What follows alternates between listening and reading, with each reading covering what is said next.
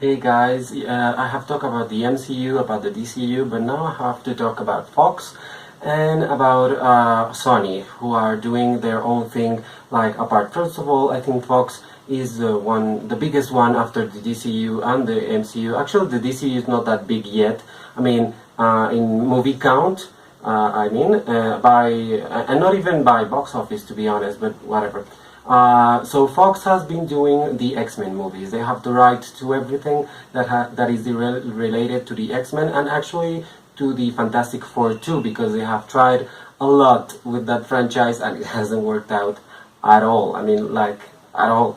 As you remember, there was Fantastic Four and Fantastic Four Rise of the Silver Surfer, which were not dreadful movies, but they were not good at all. So it was obvious that they were going to reboot them. Actually, there were plans. Actually, I think for a third Fantastic Four movie with that cast, with Jessica Alba and all of them, and actually Chris Evans as the Human Torch, and now he's Captain America, so that's kind of weird. So they wouldn't have been able to continue. I mean, or Chris Evans wouldn't have been Captain America. Who knows? But that's fun. It's funny to see that he was two of the.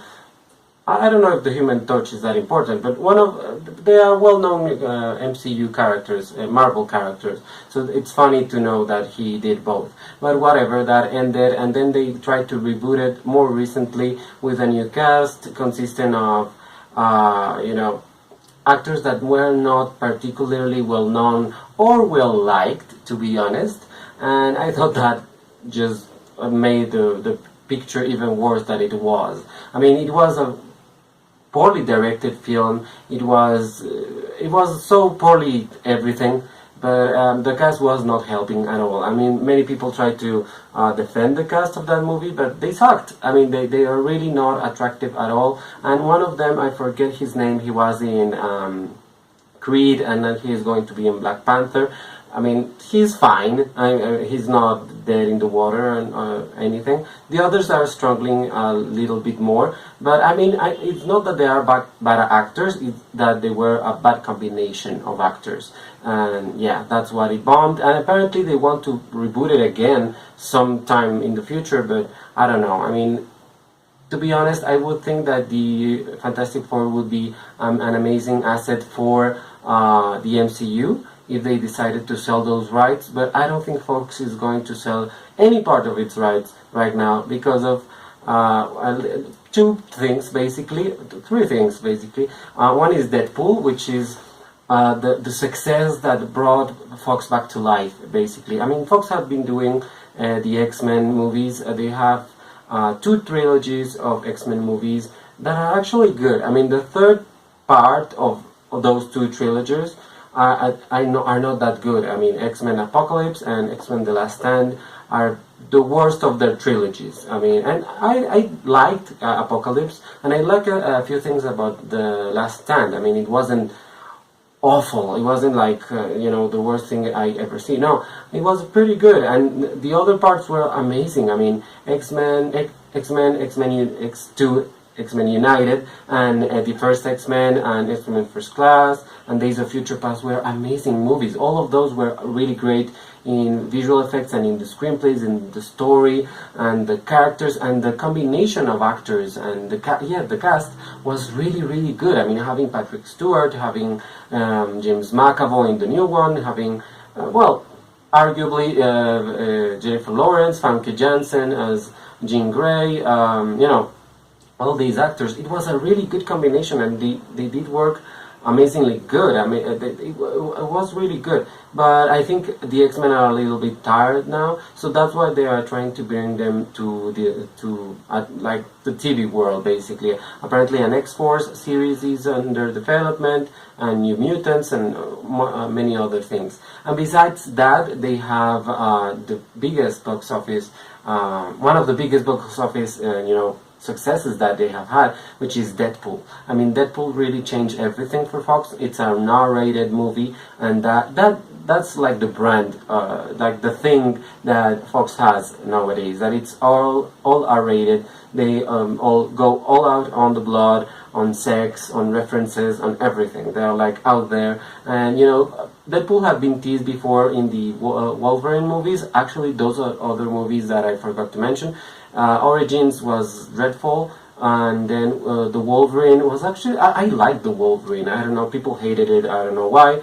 And Logan is now a really great success. It won't reach the $1 billion. I think it just passed 500, but that's great. It's the last Hugh Jackman is on this role. That's sad. And apparently Patrick Stewart, we don't know if he may come back for Legion, maybe. And actually, that's the second part was Logan, and the third part of the success of Fox is actually Legion. And the people who have liked it have really liked it, and the other people haven't watched it. There are not really people that hate that series, just that they haven't watched it. So please watch my reviews of that series, because it's really great, and I really recommend it. So that are the three main pillars that Fox has right now, and I think they're going to keep pushing on that sense. They are still going to do those R-rated movies. Deadpool 2 is going to be R-rated, and we don't really know any other movies that is coming after that one. But I maybe a cable movie, maybe a new not X-Men, but maybe X-Force, or maybe another team of mutants. I don't know. They're going to be pushing hard on that R rating, and I think that's great that they branded themselves as the R rating comic book studio, basically. And Fox is doing really good right now. They are really on the money, let's say, and I think that's going to be a thing for a long time, unless people get tired of Ryan Reynolds, because he can be very annoying. So I hope they can renew themselves as they did on Logan. So many other characters are there for them to choose. They really have a good. The X-Men have amazing villains and amazing characters, so I don't think they will have any problem. The other studio with rights to comic book characters is Sony, and Sony has the rights to all the Spider-Man universe, basically, because Spider-Man has a lot of things going on for him. He has great villains, he has great friendships and things. But the thing about Spider-Man is that if you only own that, your universe is really small, to be honest, and you have to see exactly where you can go and what you can do, because as the first trilogy showed us with Tobey Maguire, is that they can only be there, they cannot be like, oh, they just suddenly teamed up with the Fantastic Four, or with, I don't know, Captain America, or whatever. That happened in the animated series, but it cannot happen here because of the rights. And so I think Sony did a good job in the first trilogy. The second trilogy with Andrew Garfield was fine. I didn't think it was awful, but I didn't think it was particularly great, to be honest.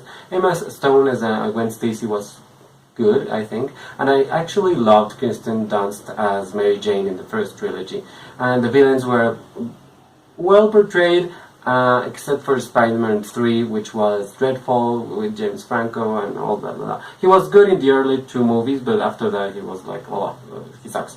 And that's the thing with James Franco. He can be really great or really annoying, so you have everything. And now Tom Holland is doing Spider-Man for the MCU, because they reached an agreement in which Spider-Man can appear in the MCU movies, but apparently that deal is not going to be forever. Apparently that deal has an ending point, an ending date, and that means that Spider-Man won't be there forever unless they renew that contract, which is likely. But also they have a backup plan in Sony, and it's that they have been planning other movies by themselves. Spider-Man Homecoming 2, I think that's going to be the name, the sequel to the one that's going to be released on summer, that's going to be in the MCU, between Sony and Marvel, but then the next one may not be in Marvel, but only about Sony, and they are actually planning a Venom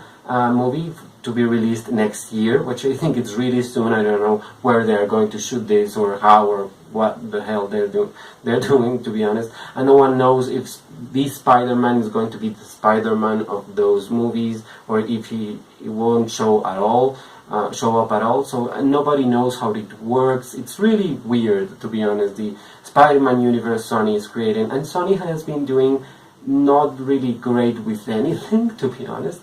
I mean, of course there was the Sony hack and all the Sony problems with North Korea and the emails or whatever, but after that, the fact that they don't really handle things very well in Sony. I mean, the Bond movies, actually there's a whole mess with the Bond movies, and the Spider-Man movies were not well handled with Andrew Garfield, and he was like fired and he didn't know, and Tom Holland was there while he was there. I mean, it was really weird. I mean, it was not well managed, and that's the thing that people are afraid of with Sony having the rights for Spider-Man. I mean, we don't know. I don't think he will disappear from the MCU because that deal is too good for Sony, and I think Spider-Man Homecoming is going to be an amazing, movie for the box office. I mean, it's going to win a lot of money. So I don't think Sony is going to be like, oh no, I don't want any money anymore, thank you so much. So it's something to watch because Sony is the full-out one in this group,